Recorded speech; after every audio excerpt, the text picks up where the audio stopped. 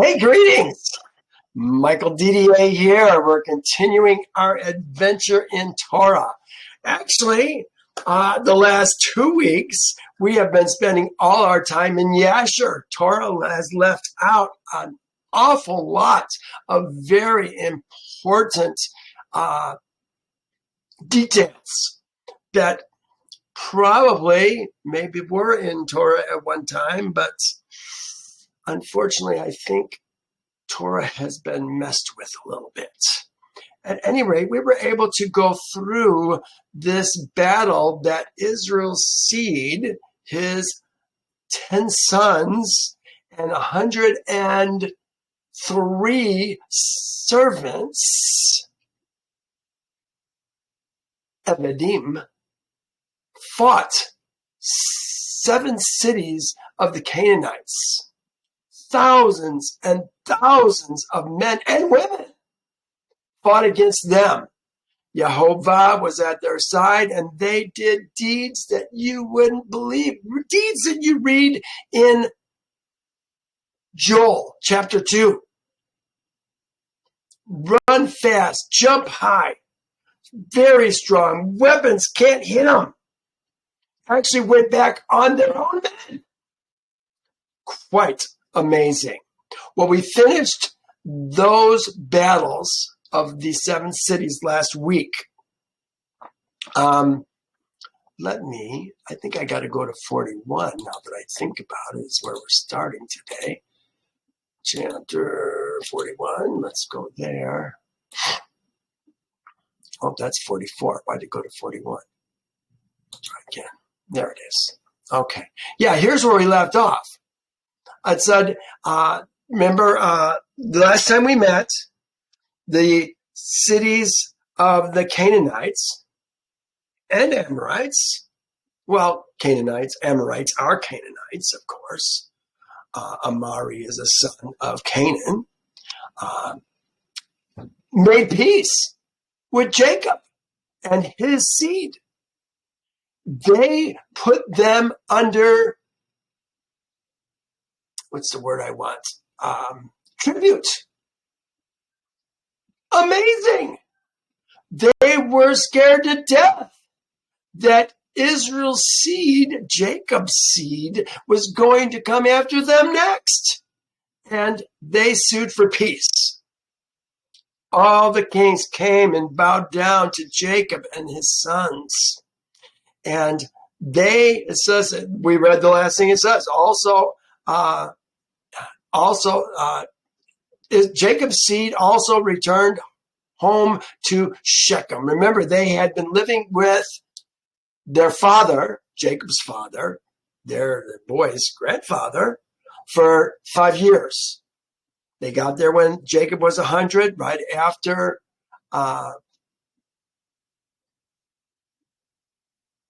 Rachel died. Rachel? Yeah, Rachel. Leah and Rachel. Right after Rachel died, Jacob was 100. She was buried in Bethel, and he came to Haran, where his father was, and they lived there for 5 years. Then they went back to Shechem because the land couldn't support all their livestock. They went back to Shechem because that's where the good fields were at, and that's when they were attacked. And you know what? You don't attack Israel. Israel's a pretty peaceful country until you mess with them. And once you mess with them, they're going to come after you. And they're going to keep coming after you until you stop coming after them. Well, this is what happened. This is why the 7 cities, one city saw the other city being damaged, and so they went to defend the other city, and then that one was, finally they said, wait a second, this is not working well. So it says, the last verse that we read the last time we were together, and there was peace from that day forward between Jacob's seed and the kings of the Canaanites until Israel's seed came to inherit the land of Canaan. Well, this is where we're picking up today. This is beginning the story of Joseph. Oh my goodness. Brings back sad memories for me in my life. It says at the revolution of the year, we're talking about the next year. Remember, it was 105 years of Jacob's life that they went back to Shechem and had this big battle. It only lasted a week. But now, a year later, it says that they're going to journey from Shechem. Jacob's seed is going to journey from Shechem, and they came to Hebron, to their father Isaac.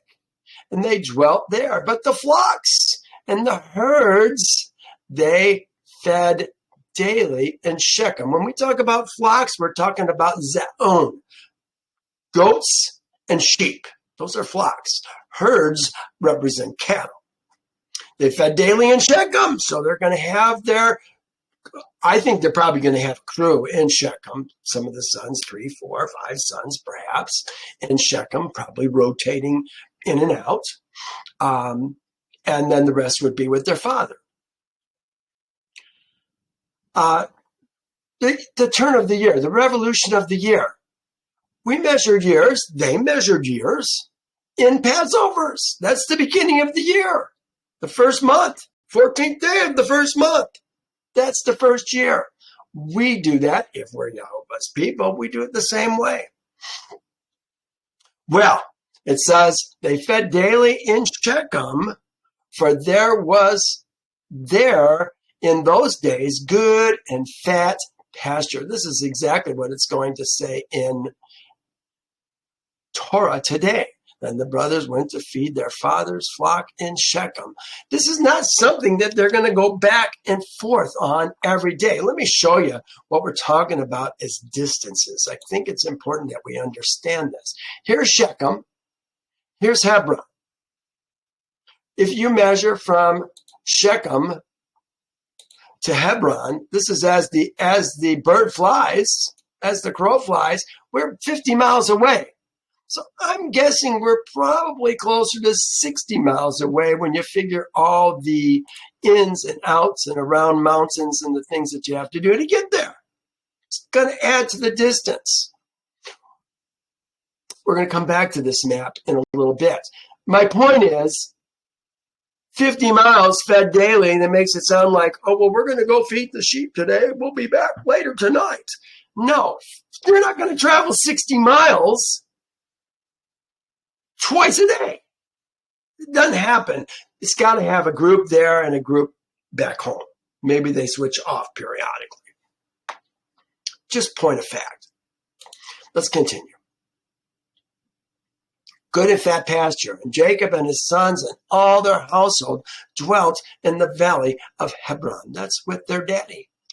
And in those days, in that year, being the 106th year, there we are, the 106th year of the life of Jacob, the 10th year of Jacob coming from Padamaran, that Leah, Jacob's woman, died. She was 51 years old when she died in Hebron. Remember, we lost Rachel 6 years before, when Jacob was 100 on his way to his father. It says, well, here we're going to read it. And Jacob and his sons buried her in the cave of the field of Machpelah, which is in Hebron, which Abraham had bought from Heth's seed for a possession of a burial place. Isn't it interesting? Bethlehem, Luz, was the old name of Bethlehem, where Rachel died. Why didn't they bring her that extra 13 miles? That's where they were going when she died, to Hebron. How come they didn't bring her that extra 13 miles and bury her in the cave of Machpelah? I've always wondered about that. I mean, you got to understand, Jacob is coming to his dad in those days. He's 100 years old. The oldest boy, I think, was I want to say, well, I guess they were in their 20s. Some of them were in their 20s. But she died giving birth to a baby, Benjamin. Joseph was, how old was Joseph? He was born when Jacob was 91. Jacob would have been around 9 years old. Ish. But not only do they have younger children and a baby, but they also have flocks and herds that they're moving forward. And maybe you just don't get that much distance in the course of a day when you're moving such a large entourage from one place to the next. That may be why they decided to bury her there. Or is it possible because they were going through her stuff after she died and found the gods that she stole from her father? Did she still have them? I don't know. Regardless, she wasn't buried in the cave of Machpelah, and that's a surprise to me. Let's continue.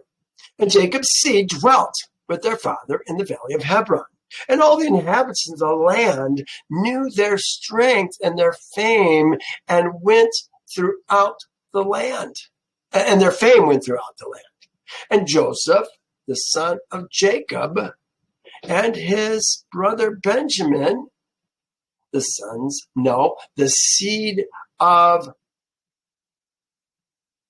Jacob's woman Rachel is how you want to read that.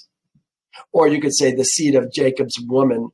No, the seed of Rachel, Jacob's woman. You could say it like that too, I suppose. The point is, you don't think about women having seed. But whenever you talk about a woman's seed, we're talking about the man. The man is the one who has the seed. But she is he. Understanding this concept, she is he, will help you understand many things in Torah that you won't understand in the doctrines and traditions of men that we have learned. We've got to think differently. There's a different way of analyzing what's going on. The role of a woman and the role of a man is not the same. Okay, so it says, I'll read it again. And Joseph, Jacob's son, and his brother Benjamin, Jacob's woman's, Rachel's seed, Jacob's woman, we'll say it like that, were yet young in those days. Now keep in mind, it says they were young in those days.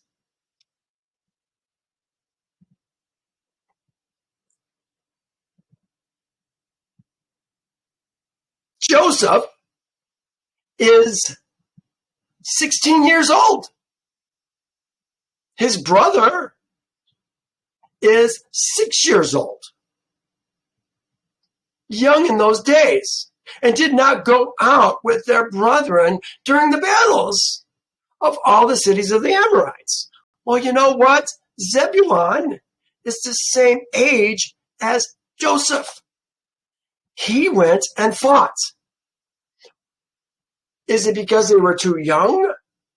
Or is it because their father wanted to protect them at all costs? I think it's the latter.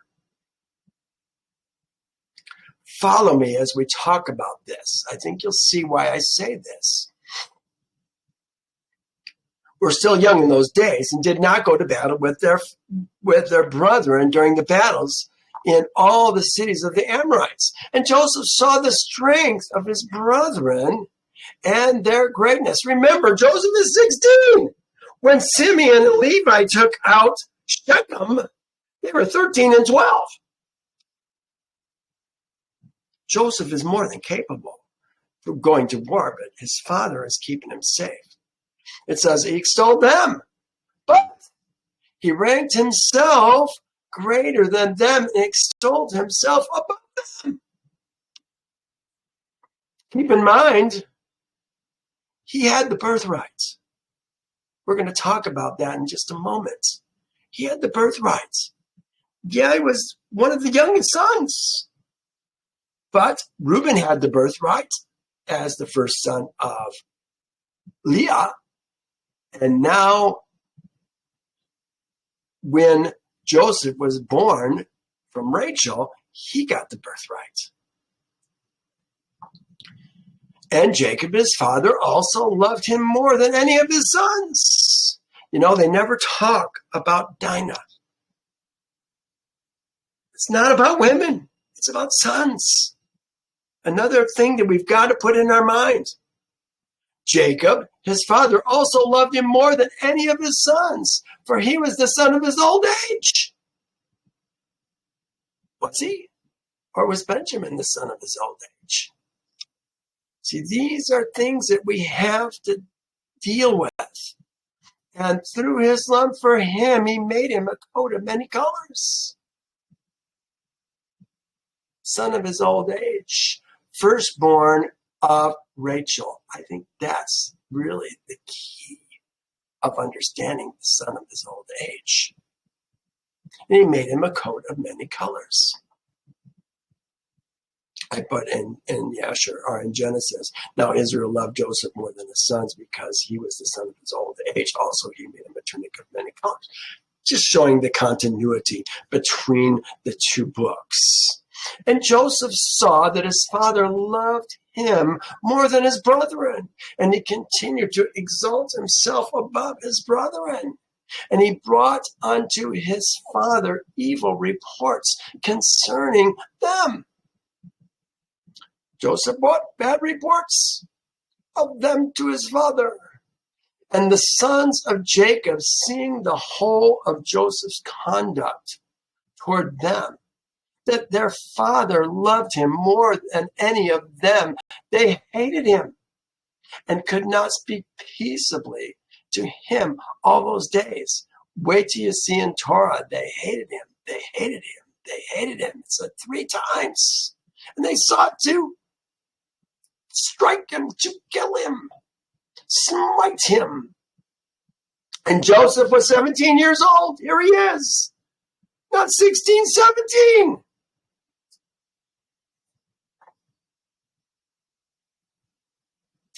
Torah said the same thing, 17 years old. And he was still magnifying himself above his brethren and thought of raising himself above them. Was this pride on Joseph's part? Could it be that somewhere down deep he knew he had a purpose? I wonder. Joseph was 17 years old when he's still magnifying himself above his brethren and thought of raising himself above them. At that time, he dreamed a dream. And he came unto his brothers and told them his dream. And he said unto them, I dreamed a dream. And behold, we were binding sheaves in the field, and my sheaf rose up and placed itself above the ground, and your sheaves surrounded it and bowed down to it. Oh, that's going to go over big. And his brother answered him and said to him, what meanest this dream that thou didst dream? Dost thou imagine in thy heart to reign or rule over us? Who is the dream from? The dream was obviously, we're going to see, from the Father. Yehovah, preparing the way for the family to survive. Oh, this breaks my heart. In a sense, I feel like a Joseph. I'm talking to a man right now who's being rejected by his family. He's got no place to live because of the bullies in the land who have come against him. Just like Joseph. They don't like what he has to say about Yehovah's reign in his life. Well, Joseph is simply relaying his dreams. I think they're from the father. And he still came and told the thing to his father Jacob. And Jacob kissed Joseph when he heard these words from his mouth. And Jacob blessed Joseph. You know, it almost feels like he's condescending to Joseph. Oh, you're such a nice boy. It's a crazy dream, but let me kiss you. That's how I feel. Now, it says, and when Jacob's seed saw that their father had blessed Joseph and had kissed him, that he loved him exceedingly, they became jealous of him and hated him the more. There it is, hating him the more. And Joseph dreamed another dream and related the dream to his father in the presence of his brethren. Now Jacob is going to see the reaction of his brother or his other sons when Joseph relays his dream. And after Joseph dreamed another dream and related the dream to his father in the presence of his brother. And Joseph said unto his father and brethren, behold, I have again dreamed a dream. And behold, the sun and the moon and the 11 stars bowed down to me. The 11 stars are obviously his brothers. What about his sister? See, she's not counted. It's not about the sister. Bow down to me. And his father heard the words of Joseph and his dream. And seeing that the brethren hated Joseph on account of this matter, Jacob therefore rebuked Joseph before his brethren on account of this thing, saying, what meaneth this dream which thou hast dreamed, and this magnifying thyself before thy brethren who are older than thou art? Dost thou imagine in thy heart that I and thy mother, thy 11 brethren, will come and bow down to thee, that thou speakest these things? Ask yourself, who's the mother? Who's the mother? I and thy mother? You know, Jacob, when Rachel died, went to Bilhah. Is Bilhah the mother? I wonder. She seems to be the chief woman, even though Leah, no, I guess Leah's gone now. She just died, didn't she? Thy mother. I wonder if it's Bilhah.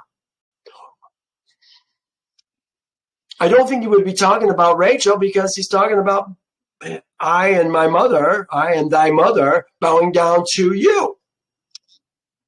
Well, kind of think that through. Thou speakest these things, and his brethren were jealous of him on account of his words and dreams, and they continued to hate him. There's the third time it says they hated him. They hated him more. They continued to hate him. Jacob reserved the dreams in his heart. Isn't that interesting? Torah says, do I have it there? Yeah. But his father kept the matter in mind, it says. We're going to read this chapter today. I don't want to spend a lot of time on it.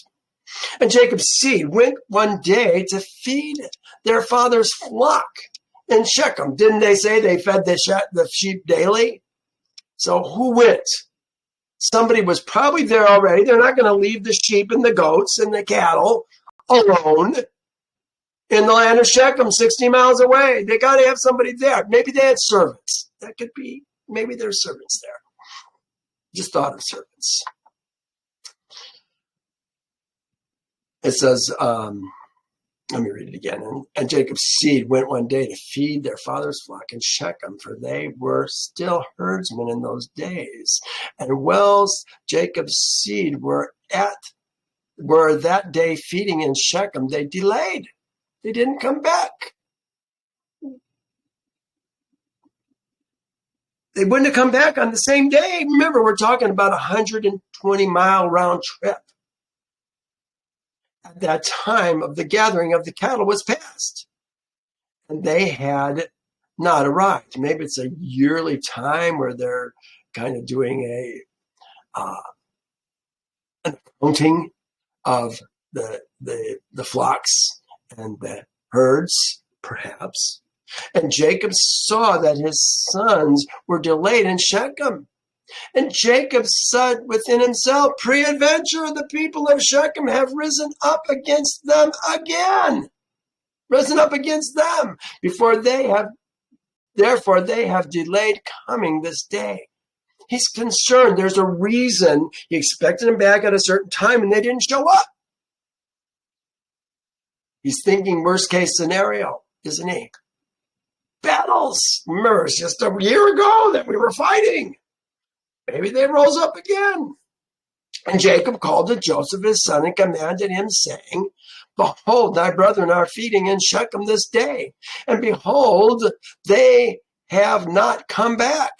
Go now, therefore, and see where they are, and bring me word back concerning the welfare of thy brethren and the welfare of the flocks. The zeon is the word that we're talking about. It says in Torah, so he sent him out of the valley of Hebron, and he went to Shechem. Yeah, there it is right there. Sent him out. I say, I'm pointing out just for the next verse here. It says, and Jacob sent his son Joseph, they put to the valley of Hebron. No, from the valley of Hebron. And Joseph came to his brothers in Shechem and could not find them. And Joseph went out of the field, which was near Shechem, to see where his brothers had turned.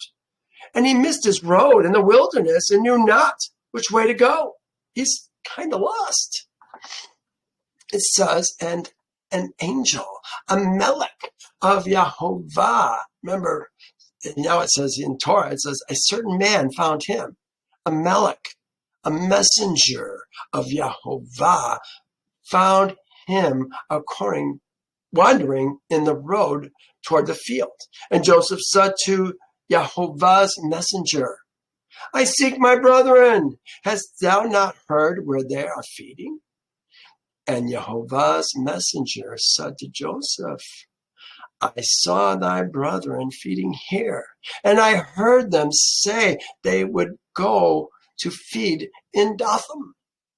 Dothan, here's Dothan.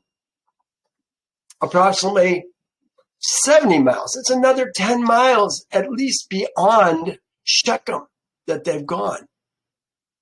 70 miles. It's named Dothan. Dothan means two wells. One well is an empty well, and the other one, they are going to one well is an empty well. I have that wrong, don't I? It's not an empty well. It's a full well. It's got water in it. And I'm sorry. One of the wells is empty. There you go. Okay. One of the wells is empty. I just can't read my own writing. And it is the one they're going to force Joseph down. So this area, Dothan, is known for the two wells that are there. That's why they call it Dothan. It's on the main drag so that travelers know that they can stop there for water. But one of the wells is empty. This is the one that Jacob's going to be thrown down. Joseph's going to be thrown down.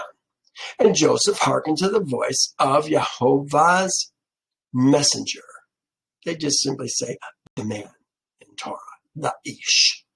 And he went to his brethren in Dothan. And he found them in Dothan feeding the flocks.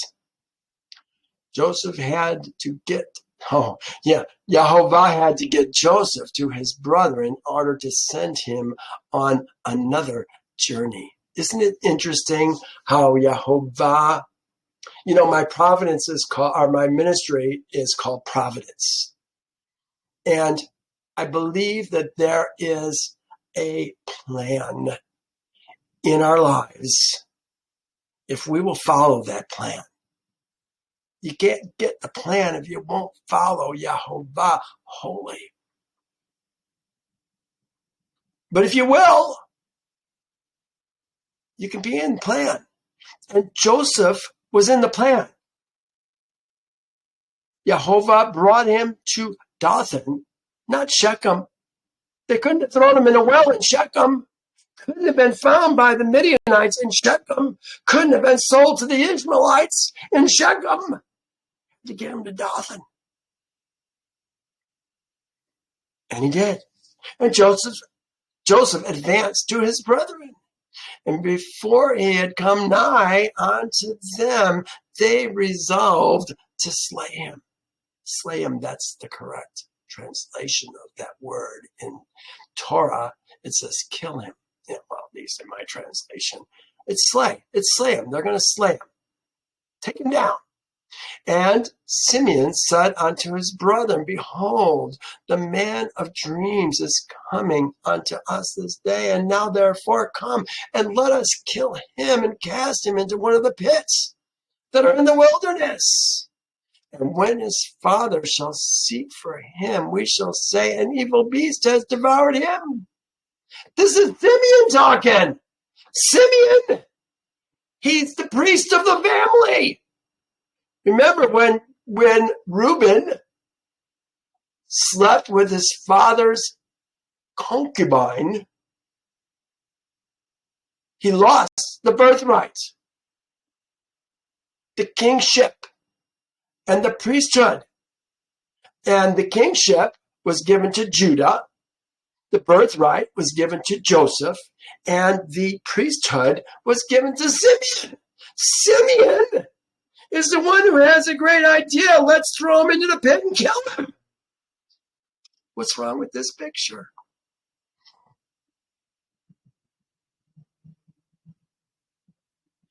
Again, it's about Yehovah orchestrating future events in a sense.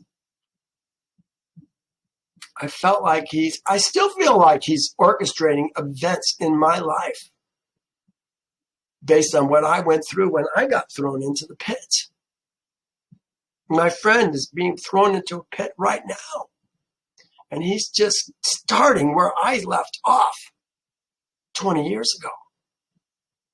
And Simeon said to his brethren, behold, the man of dreams is coming unto us this day, and now therefore come, let us kill him and cast him into one of the pits that are in the wilderness. And when his father shall seek from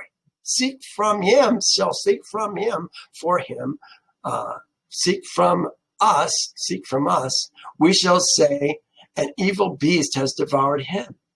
And Reuben, the only one who's got sense, the oldest one, the one who was rebuked, lost the birthright, lost the kingship, lost the priesthood. He's the only one with sense right now.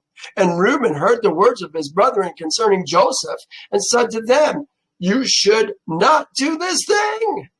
For how can we look at our father Jacob?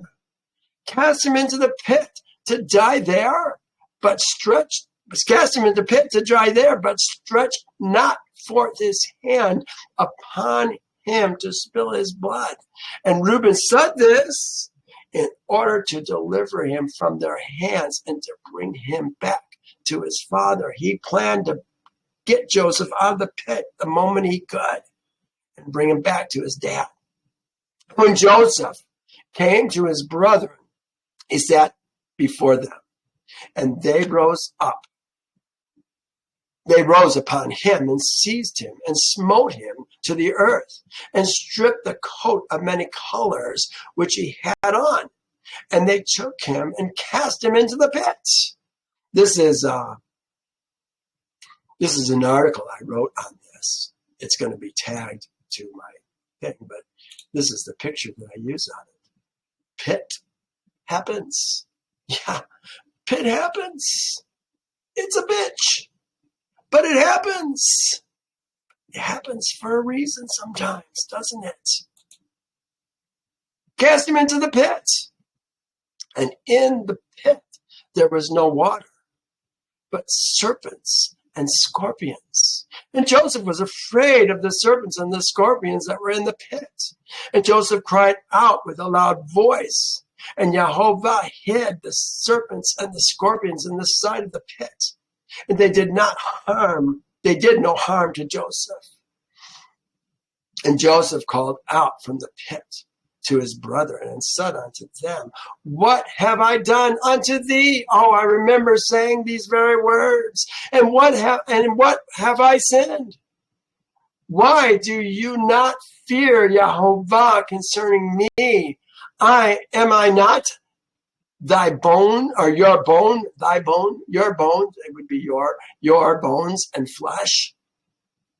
Family! You're my family! That's what happened to me. That's what's happening to my friend right now. And is not Jacob your father? My father?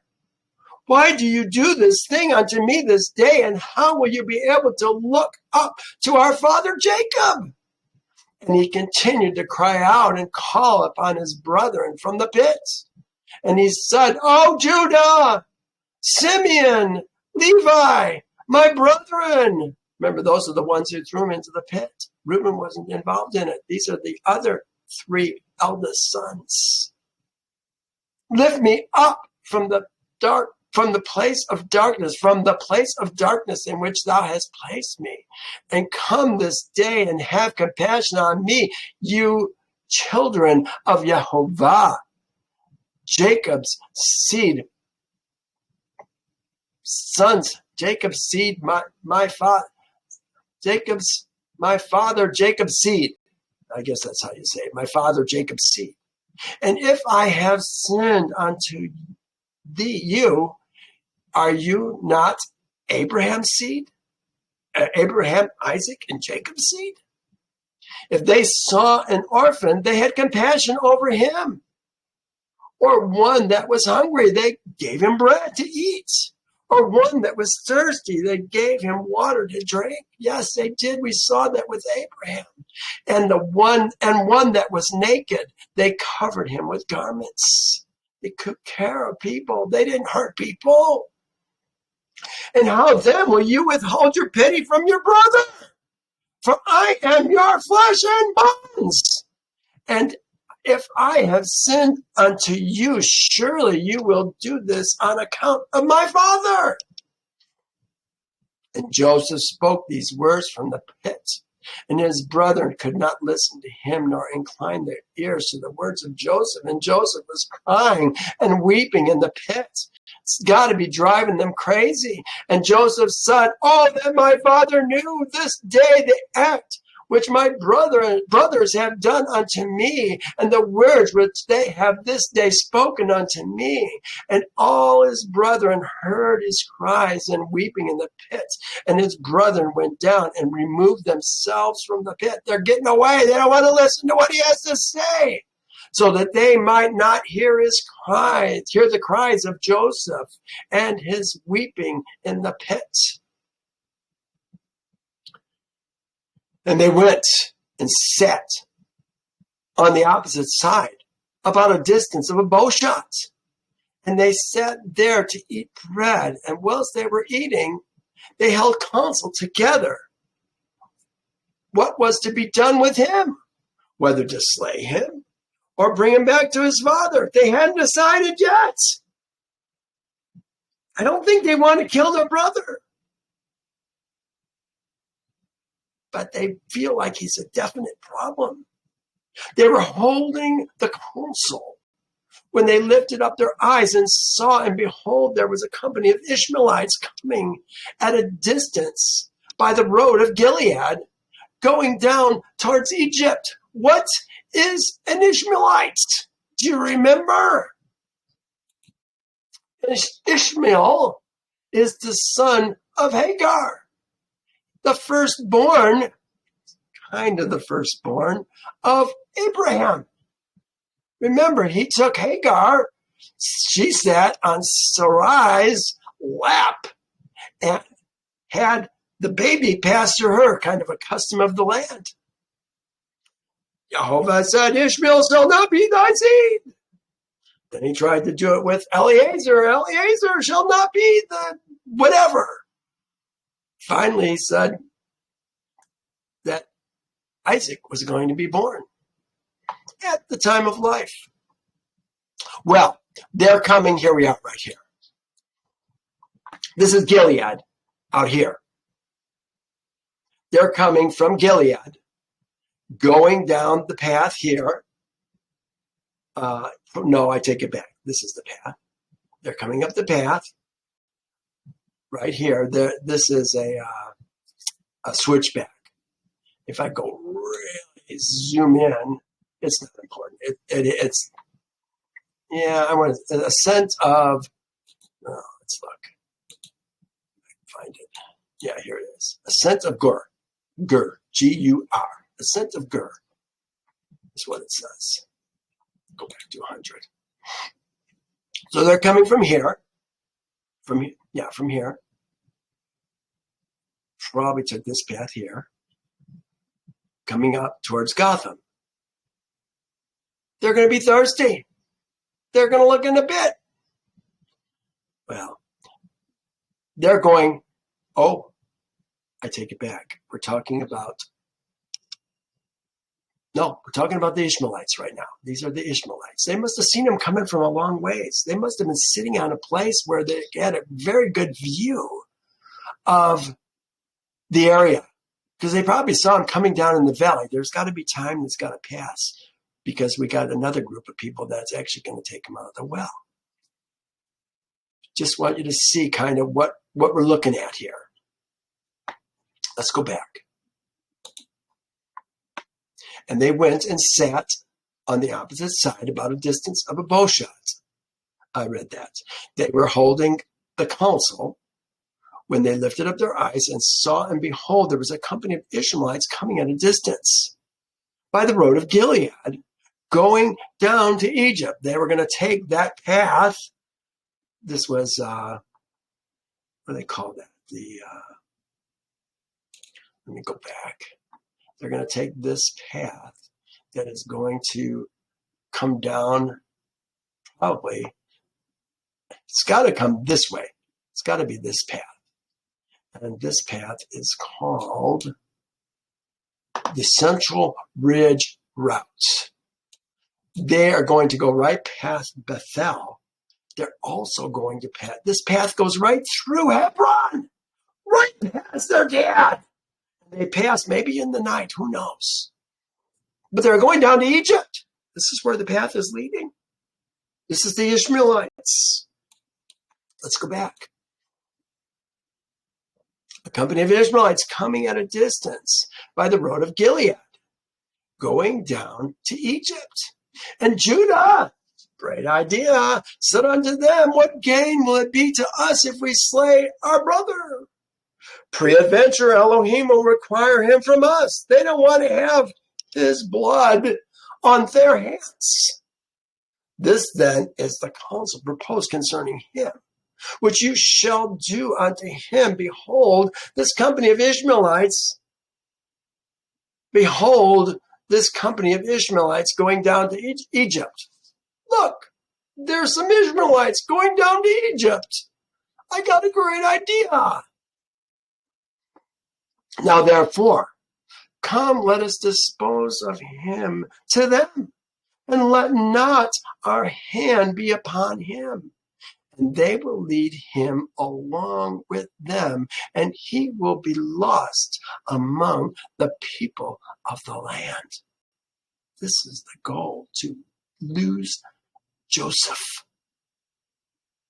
Can't get lost when Yehovah's got your back.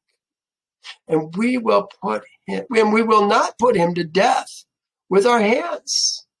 And the proposal pleased his brethren, and they did according to the word of Judah. And whilst they were discoursing about the matter, before the company of Israelites had come upon them, 7 trading men of Midian. Midian, who's Midian? Midian is a son of Keturah, also a son of Abraham. They have the fear of Elohim even though they're not from Abraham, Isaac, and Jacob well, they are from Abraham, but they're not from Isaac and Jacob directly. They have a fear of Elohim. We're going to see that. So it says 7 trading men of Midian passed by them. And as they passed, they were thirsty. And they lifted up their eyes and saw the pit in which Joseph was immured. Immured, I had to look it up. He's confined within walls. And they looked, and behold, every species of bird was upon him. What does that even mean? I don't know. They're looking for water. They're thirsty. They ran to it. And these Midianites ran to the pit to drink water, for they thought that it contained water. And on coming before the pit, they heard the voice of Joseph crying and weeping in the pit. And they looked down into the pit, and they saw, and behold, there was a youth of comely appearance and well-favored. And they called unto him and said, Who art thou? And who brought thee hither? And who placed thee in the pit in the wilderness?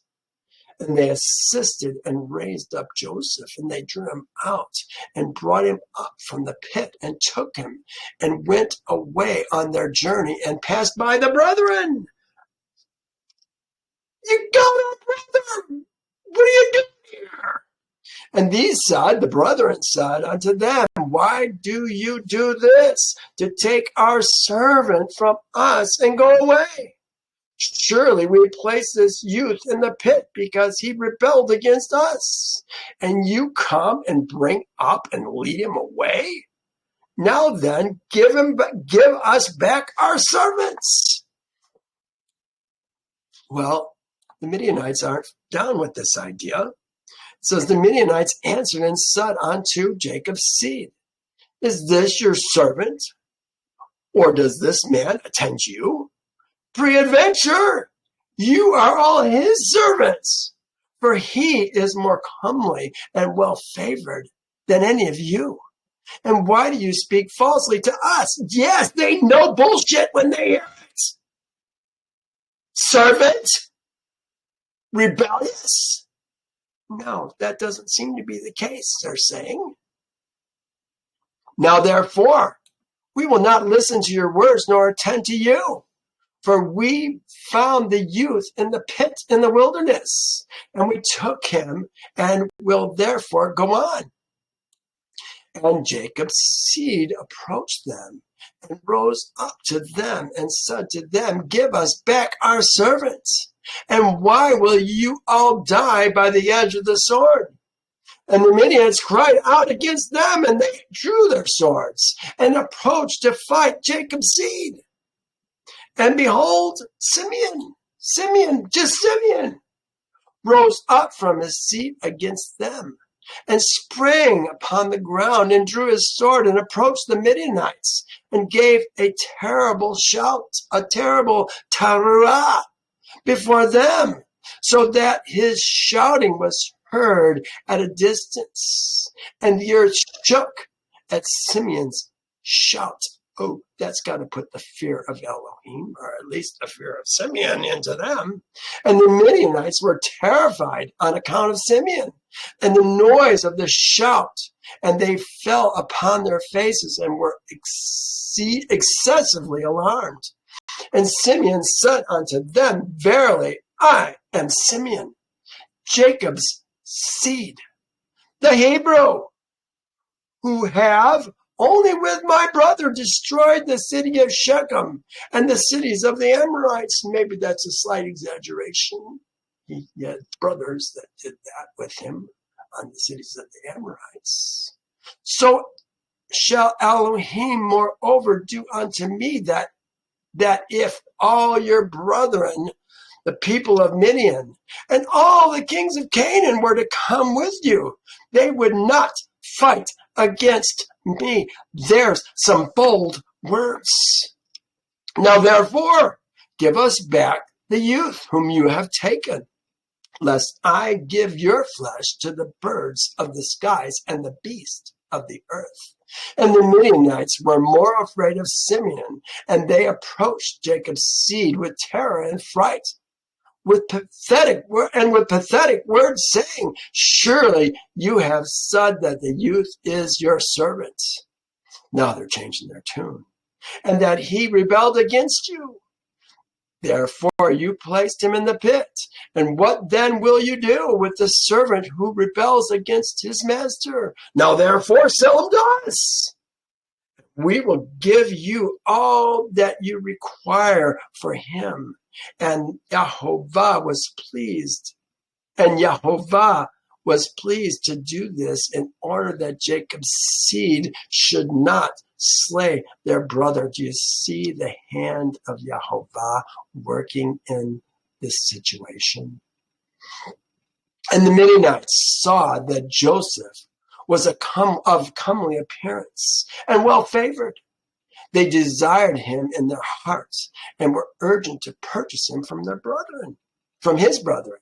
And Jacob's seed hearkened to the Midianites, and they sold their brother Joseph to them for 20 pieces of silver.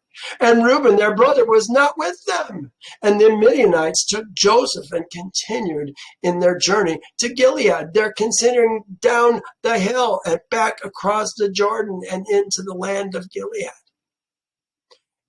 They were going along the road, and the Midianites repented of what they had done.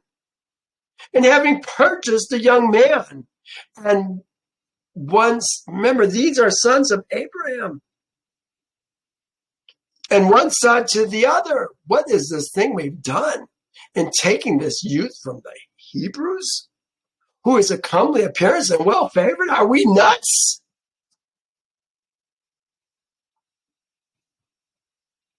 Perhaps this youth is stolen from the land of the Hebrews. And why then have we done this thing? And if he should be sought for and found in our hands, we shall die through him. Yeah, these guys are pretty smart. Now, surely, hardy and powerful men have sold him to us.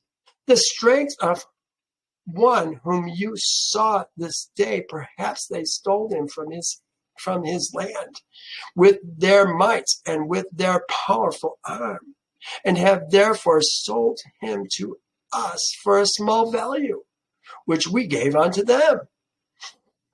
And whilst we were discursing, how do you say that? Discursing,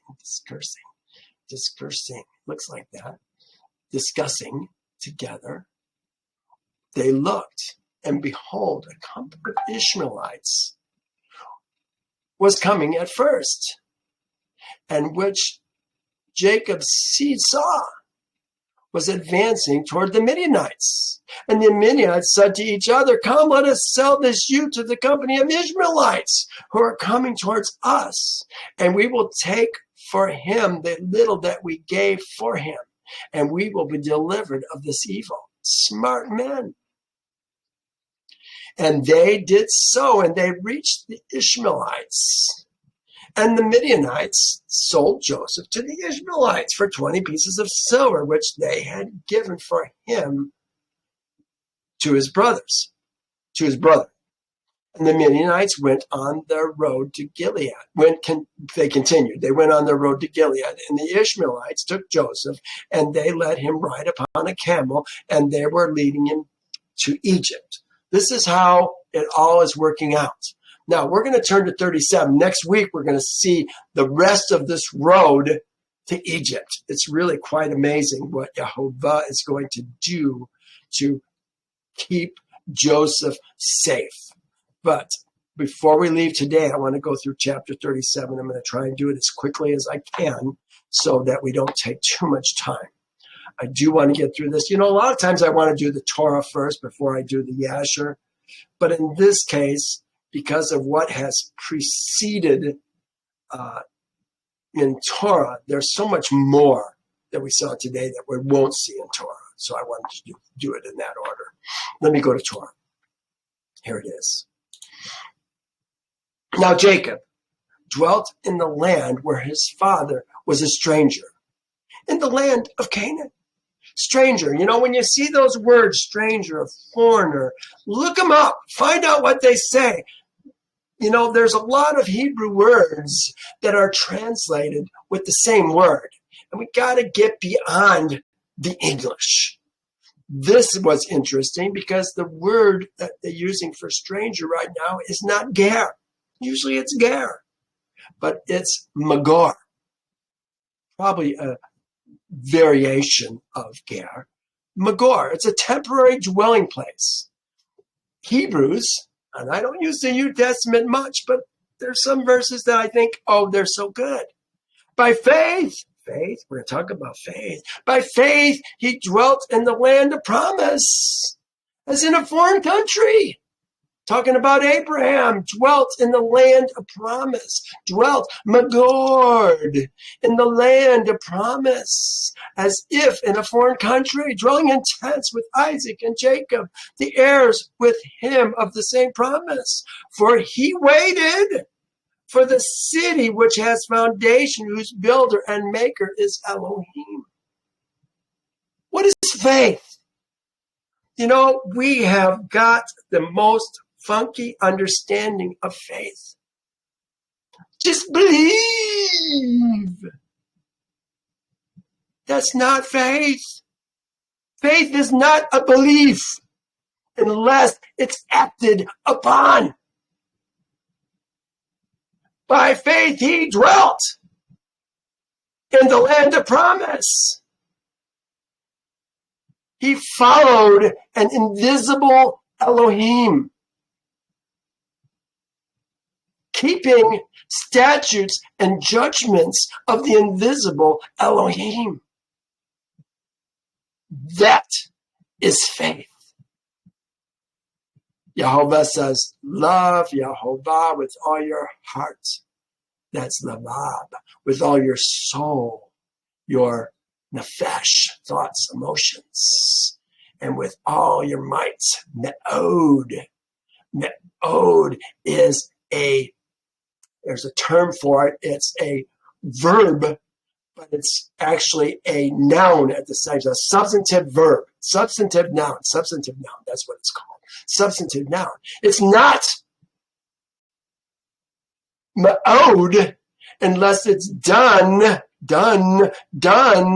in accordance with Yehovah's word. That's faith. We have learned so many lies. Now faith is the substance of things hoped for. Yes, it's the evidence of things not seen. When we keep Yehovah's commandments, we're demonstrating the evidence of an invisible Elohim that is ruling our lives. You can't live and have other Elohim and still serve Yehovah. It doesn't work. Can't serve two masters. It's verse 1. We can't take this much time on all the other verses. This is the history of Jacob. Joseph, being 17 years old, was feeding the flocks with his brethren, and the lad was with with Bilhah's seed and with Zilpah's seed. His father's, look what it says, his father's wives. This literally says his father's wives. They were, what's the word that we use? They were Shivka, handmaids. The ladies are gone. And these two Shivka have been promoted to women. His women, not his Shivka, his women. It's a promotion. And Joseph brought a bad report of them to his father. That's what he always did. Now Israel's seed loved Joseph more than his sons. It doesn't say children, it says his sons. Each one is going to say his sons, his sons, his sons.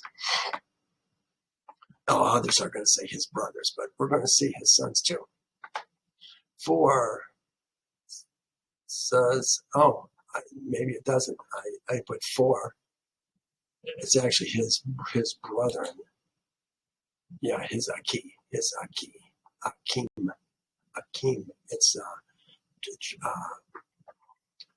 conjugated to make it his. So that note is a little bit erroneous. But we're still talking about men. Men. His sons, his brethren, not his sister. Now, Israel loved Joseph more than all his sons because he was the son of his old age. Also, he made him a tunic of many colors. And when his brothers saw that their father loved him more than his brothers, they hated him. There it is. They hated him and could not speak peaceably to him. Now, Joseph had a dream, and he told his brothers, and they hated him even more. And he said unto them, please hear the dream which I have dreamed. There we were, binding our sheaves in the field, and behold, my sheaf arose and also stood upright. And indeed, your sheaves stood all around and bowed down to my sheaf. And his brothers said unto him, shall you indeed reign over us? Or shall you indeed have dominion over us? So they hated him even more. Oh, we know the story. They're going to go to Egypt. They're all going to bow down to Joseph, aren't they? But hindsight is clear, isn't it? So they hated him even more for his dreams and his words. And he dreamed still another dream and told it to his brothers and said, look, I have dreamed another dream. And this time the sun and the moon and the 7 stars bowed down to me. So he told it to his brothers, and his father rebuked him and said to him, what is this dream that you have dreamed? Shall your mother and I and your brothers indeed bow down to the earth before thee? And his brothers envied him. Yeah, envy. That would make you want to kill somebody. But his father kept the matter in his mind. And his brothers went to feed their father's flock in Shechem. And Israel said to Joseph, are not your brothers feeding the flock in Shechem? Come, I will send you to them. So he said, Hineni, here I am. Then he said, please go. They didn't even tell him why. He was concerned. Please go and see if it is shalom. Is the word they use, shalom with thy brothers, and shalom with the flocks, and bring back word for me. So he went out of the valley of Hebron, and he went to Shechem. He says, I will send thee. Send. The word they're going to use here is shalak. Here's the word, shalak. Send away. I will send thee. He's sending his best, his most cherished son to check on the others. This is important. We're going to see how this develops. I think I had another note. Hineni. I love this word. This is Isaiah speaking, talking about Israel. Also, I have heard the voice of Adonai saying, whom shall I send? And who will go for us? Then I said, this is Isaiah said this, Hineni, shalakni, here I am, send me. I love this. 14. Do I have the thing on? Turn this on. Sorry, I should have had that on sooner. Then he said to him, please go and see if it is well, shalom with your brothers and shalom with the flocks. And a certain man found him. Certain man. This is an Ish. An Ish found him. And the man found him, and there he was wandering in the field. And the man asked him, saying, what are you seeking? And he said, I'm seeking my brothers. I too am seeking my brothers. I'm seeking my brothers. Please tell me where they are feeding their flocks. And the man, and the man said, they have departed from here, for I heard them say, let us go to Dothan. So Joseph went after his brothers and found them in Dothan. Dothan, I think is how it's pronounced. Remember, Yehovah is ordaining. He's sending this man. I think it's interesting that they call him a Melech in Yasher, but they call him an Ish here. Can a Melech be an Ish? Of course. It gets translated as angel very, very often, but it's oftentimes a men. The Melechs that came to Abraham when just before Sodom was destroyed, it calls them three men. It calls them both, Melech and three men. Melechim, three men. Got to think deeper. 18. Now, when they saw him afar off, even before he came near them, they conspired against him to, it says, kill him. The word they're using here, I guess they don't have it on this one.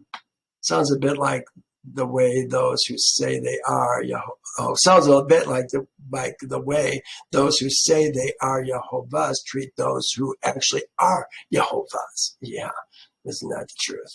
The righteous perishes, but no man takes it to heart. Merciful men are taken away. Well, no one considers that the righteous is taken away from the evil.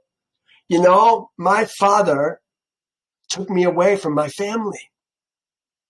Joseph was taken away from his sons, from his family. But did Yehovah have a better plan for my life? Did he have a better plan for Joseph's life? It's about preserving life in the future. That's what Joseph is going to do. And I think that's what I'm a part of. He shall enter into peace.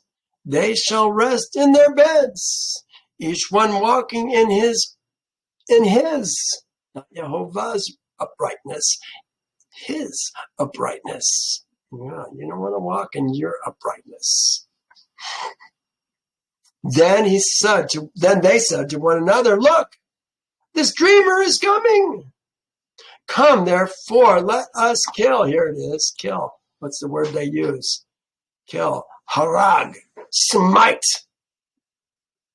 Smite him. Can be, it says with deadly intent. So a kill, I guess, is, but it's not, this, if it was kill, it would be reshak. This is premeditated murder. Thou shalt not reshak. Thou shalt not murder. This is what they're talking about doing, is murdering. They didn't want to do that. They didn't want to go that far. They threw them in a pit. Decide what they're going to do with them.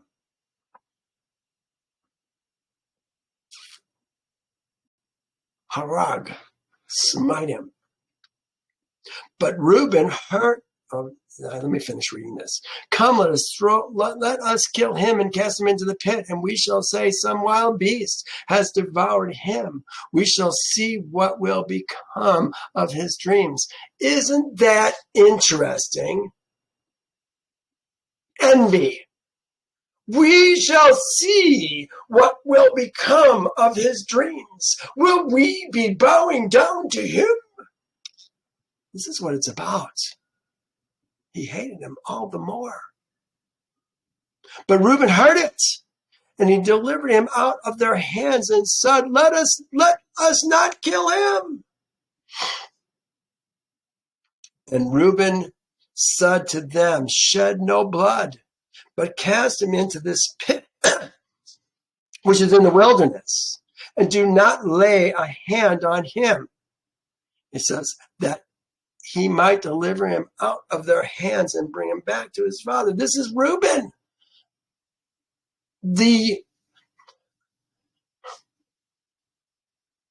How do I even say Reuben? Remember, he slept with Bilhah.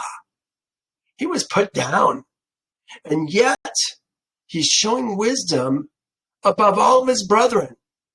He wants to preserve life,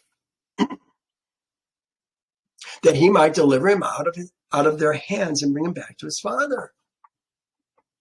He goes on. So it came to pass when Joseph had come to his brothers that they stripped Joseph of his tunic. The tunic of many colors was on him. And they took him and cast him into the pit, and the pit was empty. There was no water. And they sat down to eat a meal. Then, lifting their eyes, see, they're leaving all this stuff out. Help me, my brethren, bone of my bone, flesh of my flesh. All that is left out. And they sat down to eat. This is now when they're both bow shot away. Then they lifted up their eyes and looked, and there was a company of Ishmaelites coming from Gilead with their camels bearing spice, balm, myrrh, on their way to carry them down to Egypt. And Judah said to his brothers, I got a great idea. What profit is there if we kill our brother and conceal his blood? Come, let us sell him to the Ishmaelites, and let not our hand be upon him, for he is our brother and our flesh. They say brother and flesh rather than bone and flesh. And his brothers listened. Then, well, they're still talking. Then Midianites, traders, passed by. So it says, so the brothers pulled Joseph out of it. The brothers didn't put him up. It doesn't even say brothers.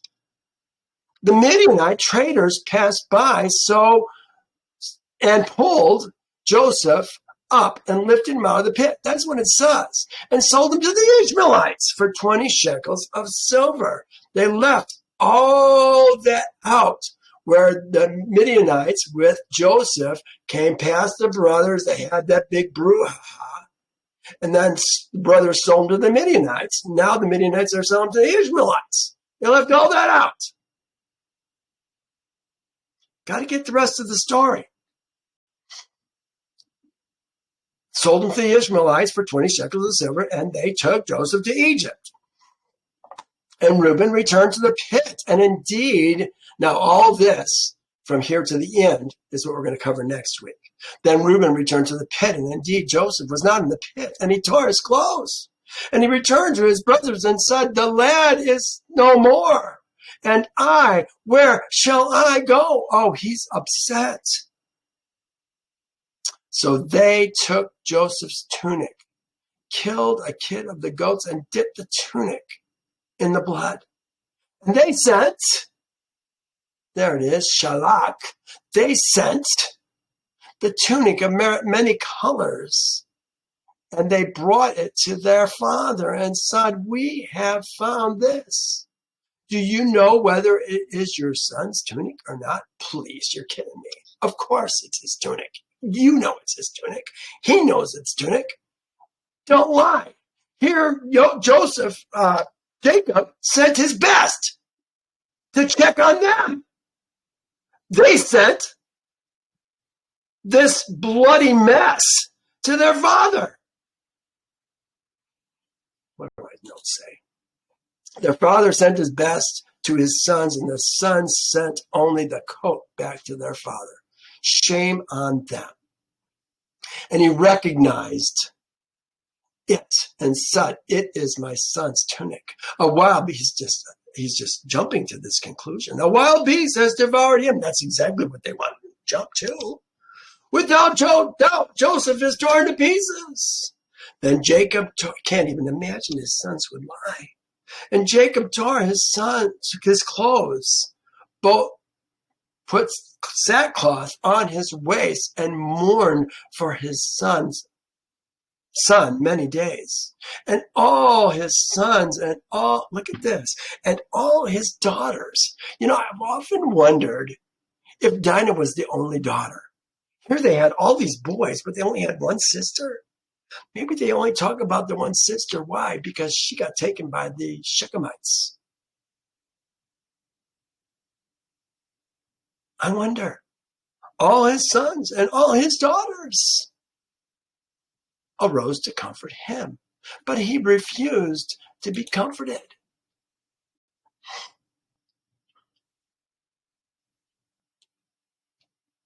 Yeah, sons and daughters, the Natav.